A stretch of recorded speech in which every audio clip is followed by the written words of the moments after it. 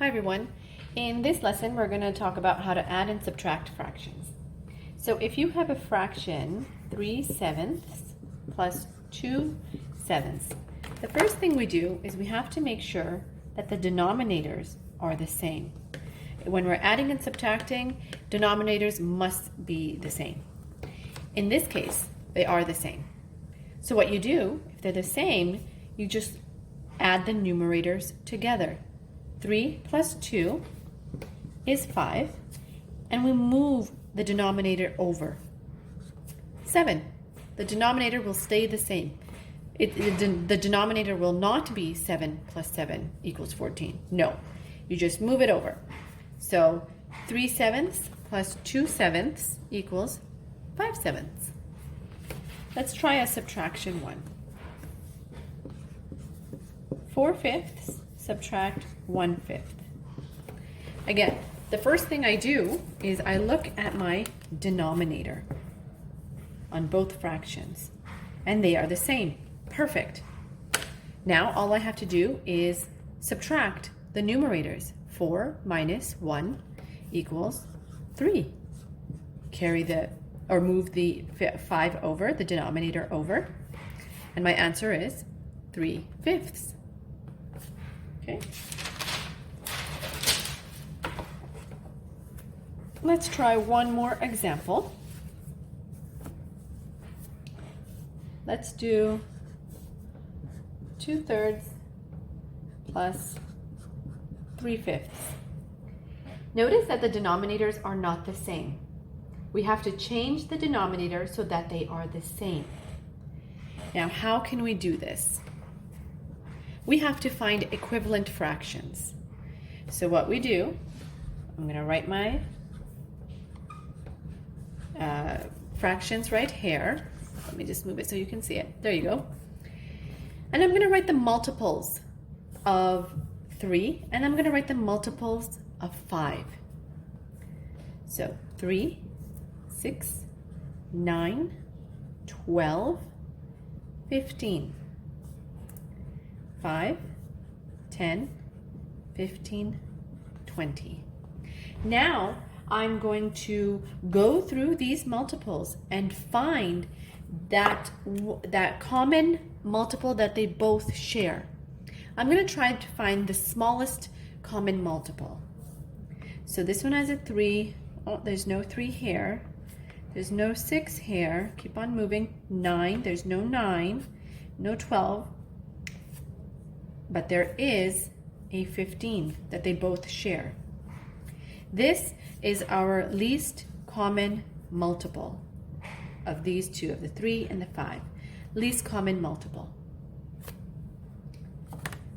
So now I go back to these original fractions and I think, what did I multiply? Let's go to the top one first. What did I multiply the 3 to get a 15?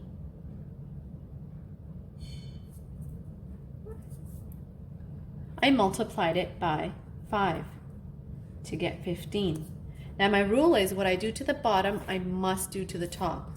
So I multiplied this by 5. I must multiply this by 5, which equals 10. 10 over 15 is equivalent to 2 over 3. Let's look at this fraction right here, 3/5. What did I multiply the 5 by to get to 15? I multiplied it by 3, and I got 15. Now what I do to the bottom, I must do to the top. So 3 times 3 is 9. That is 15 right there. So 9 over 15 is equivalent to 3/5. So now, if I erase this, and I go back up here, I had to find an equivalent fraction, a fraction that was the same as this, 2/3. I found a fraction 10 over 15. I'm going to write that down right here.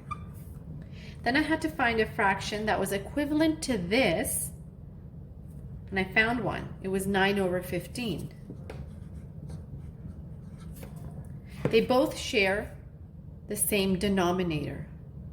Now I can add these. So remember, denominator stays the same. and I simply add the numerators together, and I get 19.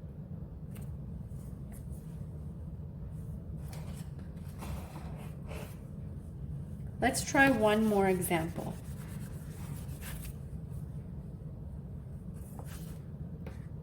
4/6 minus 1/2.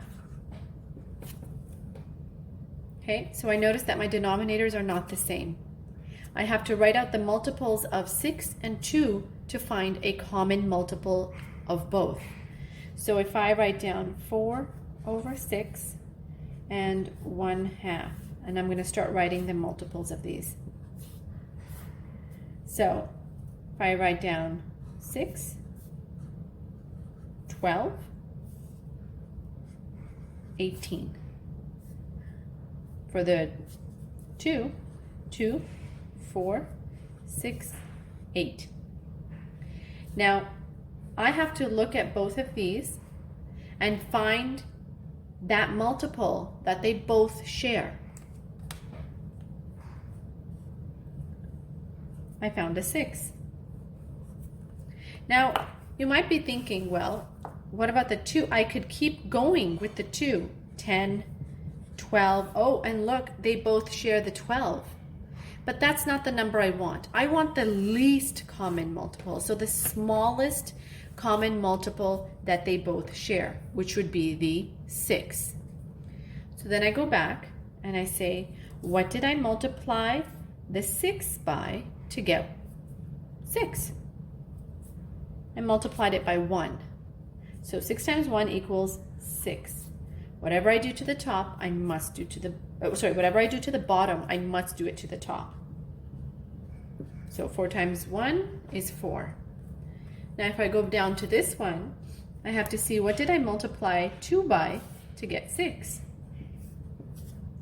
I multiplied it by 3, and I got 6. And I have to multiply the numerator by 3, and I get 3. So now I've found my equivalent fractions. I found 4/6 and 3/6. So I can erase these multiples because I'm done with these. So now I go back and I look. 4/6 is, well, we just multiplied it by 1, so it stayed the same. 4/6, subtract this by, the equivalent fraction of 1/2 was 3/6. Okay? So now we have the same denominators. Now I can go ahead and subtract. So the denominators are the same, keep that number the same, and I simply just subtract the numerators. 4 minus 3 is 1. So the answer to 4/6 minus 1/2 is 1/6.